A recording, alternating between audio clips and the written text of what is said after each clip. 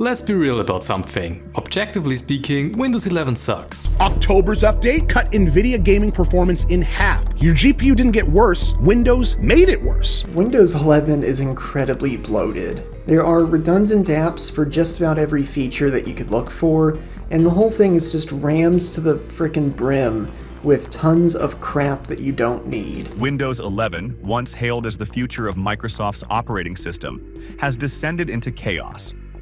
A string of catastrophic updates has left gamers and developers furious, with system failures, performance drops, and forced updates wrecking productivity.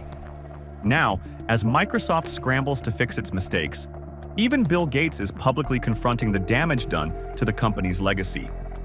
2025 has been a disaster for Windows 11, with frustrating bugs and intrusive updates eroding user trust. As the year ends, it's clear that Microsoft's flagship OS desperately needs change. If you do get it installed, the first feature you may experience is the removal of Bluetooth. That's right, you no longer need to worry about connecting wireless peripherals like mice and keyboard, as the computer may fail to recognize that it has any Bluetooth hardware at all. Let's talk about what is actually happening on the ground, because the mainstream tech press is barely scratching the surface. In January and February alone, Microsoft pushed updates that caused boot failures across a massive range of hardware configurations. Full system crashes on startup. Frame rate drops of 15 to 20 frames per second in games that ran perfectly the day before. Driver conflicts that corrupted graphical output mid-session, turning games into visual disasters in real time. Next, optimizations for gamers. If you're using a gaming laptop, we know your system can get pretty hot. And so, to help with this, the latest Windows update may play a loud popping sound every second that you'll be able to easily hear over those loud fans. And to really cool things off, we'll freeze your system at sign-in to keep your graphics cool. People woke up, turned on their machines, and found themselves locked out of their own computers because Microsoft decided overnight was the right time to push a half-tested update. File Explorer stopped responding. The taskbar froze. Core functions that existed since Windows XP broke on one of the most aggressively marketed operating systems in history. Microsoft charged people to upgrade to this. They ran campaigns telling users this was the future, and then they shipped this.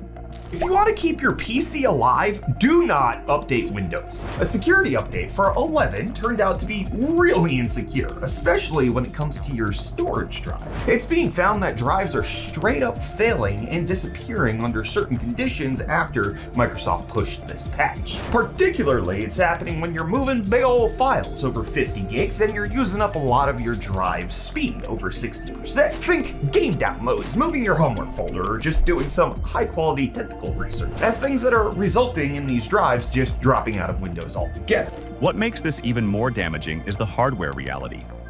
Windows 11 already forced millions of people to buy new machines just to meet its TPM 2.0 and CPU compatibility requirements. People spent real money upgrading their hardware specifically to run Windows 11. And now those same people are experiencing worse performance than they had on Windows 10. That is not a bug. That is a betrayal. You made someone pay for a ticket to a show, and then the stage collapsed on them. Sometimes it's something that rarely anyone uses, like not placing the taskbar at the bottom, which Windows 11 forces nowadays. Other times it might be the integration of a web browser that just can't be removed. Not that long ago, I installed Windows on my Microsoft Surface again, just to have a Windows machine in case I need some B-roll footage. And I spent like 1.5 hours straight, simply removing everything that I don't need. Developers are facing a professional crisis with Windows 11. After routine updates, local development environments collapse, with Visual Studio throwing errors and MySQL/PostgreSQL losing connectivity. Localhost networking breaks, and compatibility layers disappear without warning. Even Dev Home, a flagship developer tool, causes crashes and conflicts with existing setups. Every update has become a risk, with developers running backups and checking for issues before applying patches, preparing for hours of debugging. This is now the reality of development on Windows 11. That's the January 2026 update that broke everything, and it's not an outlier. It's just this month's entry in what was already a catastrophic 2025 for Windows updates. December of 2025. That update wouldn't install on brand new computers. Endless install loops, factory resets didn't even fix it. The business cost of this is not abstract. Enterprise IT departments are hemorrhaging time and money, rebuilding broken environments, rolling back updates, and firefighting issues that should never have made it past internal testing. A survey of enterprise IT professionals in 2025 found that only 8% trusted Windows updates. 8%. In any other industry, a trust rating that catastrophic would trigger a product recall. At Microsoft, it triggered a press release about AI features. Gamers are where the backlash has become truly explosive, and for good reason. Gaming is an environment where performance is measurable to the frame, to the millisecond. You cannot hide a 15 frames per second drop behind a press release. And if you want to turn this feature off, simply wipe your SSD. Next, let's talk about extended monitor support. If you connect to an external display through HDMI, then our latest update will not know what to do, and you may get a message saying signal lost on your screen. Gamers see it immediately. They feel it in their hands. Windows 11's background processes are consuming CPU and RAM during gameplay without user consent, inflating input lag, and degrading the exact experience that players spent thousands of dollars building their systems to achieve. The forced update mechanism is so aggressive that it has interrupted active gaming sessions even when users correctly configured their active hour settings. That setting exists specifically to prevent this. It does not work reliably. Microsoft knows this and has not fixed it. Gamers getting frame rate drops, artifacting, and even black screens. Some gamers are reporting 15 to 20 FPS drops and a ton of instability issues. There are documented incidents of professional esports players having their machines restart mid-match because Windows 11 decided that moment was appropriate for an update. These players compete for prize money, sponsorship contracts, and career opportunities. One forced restart at the wrong moment can cost someone thousands of dollars and months of competitive standing. The idea that an operating system company gets to make that decision unilaterally, with no override, no warning, and no accountability is genuinely outrageous. So the question is, why don't we all just switch over to Linux? No forced online accounts, but you can still add them if you want to. No forced advertisements, no applications that might intrude your privacy, just your computer with an operating system that quite literally allows you to change anything about it. These are just some of the reasons on why switching makes sense. What Microsoft did not anticipate is that gamers now have a real exit ramp. The Steam Deck did not just create a new gaming device, it destroyed the assumption that Windows is required for gaming. Valve's Proton compatibility layer runs approximately 90% of Windows titles on Linux, with no meaningful compromise for the vast majority of players. Independent benchmarks are showing Linux delivering higher frame rates and lower latency than Windows 11 on identical hardware, because Linux does not have the same background process bloat, the same telemetry, overhead, or the same aggressive update behavior eating into system resources. SteamOS is gaining serious traction. Lenovo launched the Legion Go on Steam OS. Other manufacturers are watching the market shift. The era of Windows as the only viable gaming platform is ending, and Microsoft's own negligence is the reason. Seem to push out these updates to the general public before they're fully tested. And of course, what happens is it causes loads of problems once installed on the system, but some people are saying they're having issues with it installing onto the system as well. What nobody is talking about loudly enough is the psychological toll this is taking on the average Windows user. These are not tech experts who can diagnose a broken driver or roll back a corrupted update. These are everyday people, small business owners, students, remote workers, who bought a laptop, installed Windows 11, and trusted that it would simply work. When their machine crashes after an update, they do not know why. They take it to a repair shop, spend money they should not have to spend, and walk away with less trust in technology overall. It looks different. Now, if you're looking to troubleshoot any of these problems, it could be difficult, as the update may prevent internet access on some devices. Your computer can still connect to Wi-Fi, It's just that nothing happens. This is due to a DHCP error, which stands for dial-up had classier performance. If you're finding this breakdown of Windows 11's ongoing issues insightful, please take a moment to like this video, share it, and don't forget to subscribe for more critical insights into the future of Microsoft. Microsoft has created a support crisis at the consumer level that is rarely discussed but is absolutely real. Every day, forums like Reddit and Microsoft's own community boards are flooded with posts from ordinary users describing how their systems broke after an update, often with no warning and no clear fix in sight. As Microsoft's official support channels become overwhelmed and under-resourced, users are left waiting days for responses to critical system failures. The company that once prided itself on putting a computer in every home has now made millions of those users feel abandoned, confused, and cheated by the very product they paid for. On Linux, I basically set up the distribution, only remove a couple of programs that I might not need in a few minutes, and I'm already ready to install everything else. It only takes me around 10 to 20 minutes, depending on the computer's performance, to basically create my baseline configuration. Sure, many don't do the deep loading part, but if you have the option between a Windows setup and the Linux setup, then why wouldn't you go for the faster one in the first place? This migration is not theoretical anymore. Developers are adopting Linux and macOS as their primary work environments at a rate that would have seemed impossible 5 years ago. The tooling on both platforms has matured to the point where the gap with Windows has effectively closed for most professional workflows. Gamers are switching to Steam OS. Students studying computer science are being taught on Unix-based systems.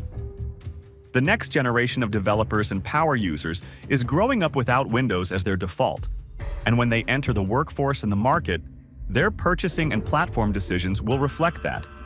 October of 2025. That update destroyed gaming performance on NVIDIA GPUs. Frame rates cut in half. NVIDIA had to release an emergency driver to fix what Microsoft broke. Users went from 30 FPS to 71 FPS after the fix. Gates entering the conversation is significant for a specific reason. He does not run Microsoft. He has not been operationally involved for years. When someone in his position chooses to speak publicly about quality failures, it means the situation has become serious enough that silence would itself be a statement. His message was direct. Speed of delivery cannot come before quality. That is not corporate PR language. That is a founder telling the current leadership that the product does not meet the standard he built the company on. Meanwhile, Satya Nadella has treated this crisis as a footnote in earnings calls that are otherwise dominated by discussions of AI revenue and cloud growth. The two men are not in the same conversation, and that gap tells you everything about where Microsoft's priorities actually sit. So, users found the best way to fix any of these errors is to simply uninstall the update. But don't revert it to last month's update, that broke it too. Just to be safe, you're probably best going back all the way to Windows 98. You won't be surprised by any bugs in that because the blue screen of death is already on the desktop. The all-new Windows 11 update problems. We had 2 failed updates in a row because Windows 11 is double pay. The AI integration issue deserves far more scrutiny than it is getting. Microsoft is embedding Copilot and related AI tools deeper into Windows 11 with every update cycle, and they are doing it without meaningful user consent or a genuine opt-out mechanism.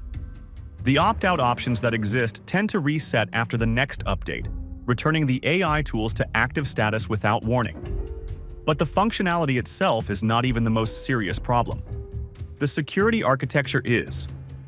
These AI assistants have access to personal files, documents, emails, browsing activity, and sensitive data at a level that no previous Windows feature has ever had.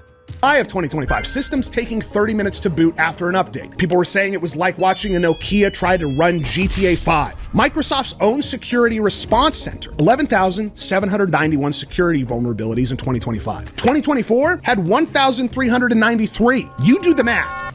Security researchers have demonstrated that prompt injection attacks, where malicious content embedded in a document manipulates the AI into exfiltrating sensitive information, are not just theoretical. They work. Cross-prompt injection vulnerabilities allow an attacker to use a user's own documents as weapons against them, turning the AI's broad access into a data theft mechanism. Microsoft is shipping this into hundreds of millions of machines and responding to security researchers with the same urgency they apply to broken update complaints, which is to say, very little.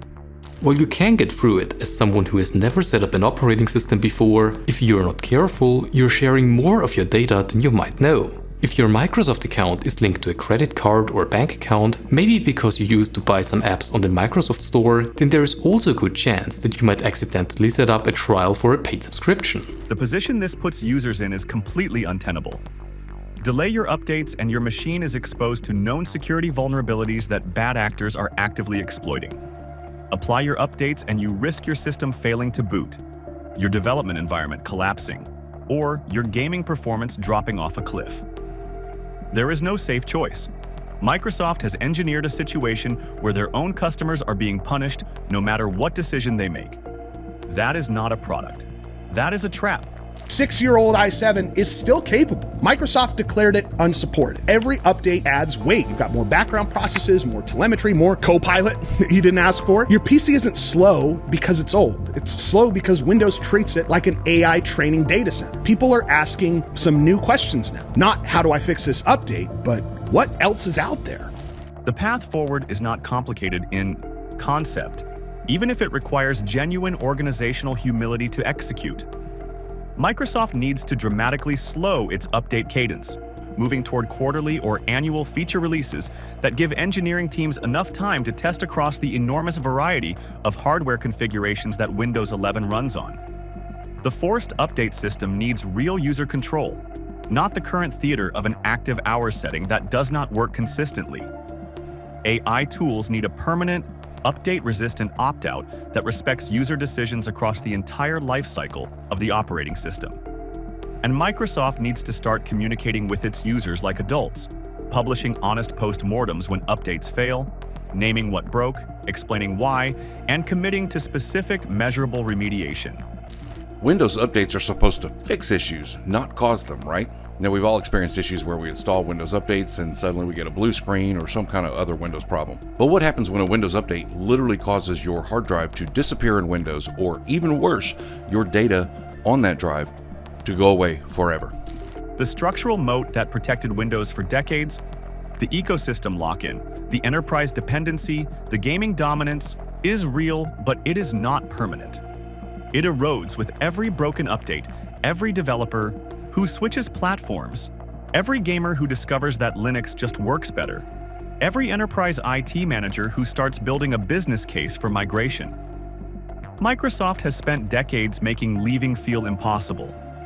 What they failed to account for is that when the platform itself becomes the threat, people find ways out regardless of the switching costs. Windows 11 stands out, and not in a good way. See, the thing with Windows 11 is that it's just a really crappy operating system. I hazard to say it may be the worst version of Windows to this day. Bill Gates built this company on a promise that software could be powerful enough, reliable enough, and accessible enough to transform how the world works. Windows 11 in 2026 is the living contradiction of that promise. The developers who need it cannot rely on it. The gamers who built their setups around it are abandoning it. The enterprises paying for it are questioning it out loud in boardrooms. And the man who created all of it is on the record saying the standard has not been met. Microsoft still has time to turn this around. But the window is closing faster than they seem to realize, and every update cycle they waste is another 1,000 users who decided they are done waiting.